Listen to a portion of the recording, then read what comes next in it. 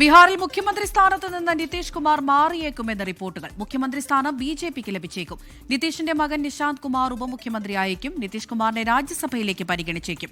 ആരോഗ്യ പ്രശ്നങ്ങൾ കണക്കിലെടുത്താണ് നീക്കം. ബീഹാറിൽ നിതീഷ് യുഗത്തിന് അന്ത്യമാകുന്നു എന്നാണ് പുറത്തുവരുന്ന റിപ്പോർട്ടുകൾ. രാജ്യസഭാ തെരഞ്ഞെടുപ്പിനുള്ള നാമനിർദ്ദേശ പത്രിക സമർപ്പിക്കാൻ മണിക്കൂറുകൾ മാത്രം ബാക്കി നിൽക്കുമ്പോഴാണ് ബീഹാറിൽ നേതൃമാറ്റത്തിനുള്ള ചർച്ചകളും സജീവമായത്.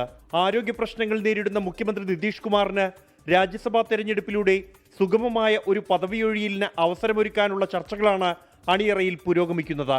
രാജ്യസഭയിലേക്ക് 5 ഒഴിവുകളുള്ള ബീഹാറിൽ 4 NDA സ്ഥാനാർത്ഥികൾക്ക് വിജയിക്കാനാകും. ദേശീയ അധ്യക്ഷൻ നിതിൻ നബിൻ അടക്കം 2 സ്ഥാനാർത്ഥികളെ BJP പ്രഖ്യാപിച്ചിരുന്നു. JDUവിന്റെ 2 സീറ്റുകളിൽ ഒന്നിൽ നിതീഷ് മത്സരിക്കാനാണ് നീക്കം. നിതീഷ് കുമാർ പദവിയൊഴിയുമ്പോൾ മകൻ നിശാന്ത് കുമാറിനെ ഉപമുഖ്യമന്ത്രിയാക്കാനാണ് ധാരണ. നിലവിലെ ഉപമുഖ്യമന്ത്രി സാമ്രാജ് ചൗധരി മുഖ്യമന്ത്രിയാകും. അടുത്ത വർഷം ജൂലൈയിൽ നടക്കാനിരിക്കുന്ന രാഷ്ട്രപതി തിരഞ്ഞെടുപ്പ് നിതീഷ് കുമാർ ലക്ഷ്യം വെക്കുന്നതായും സൂചനയുണ്ട്. 24 ഡൽഹി.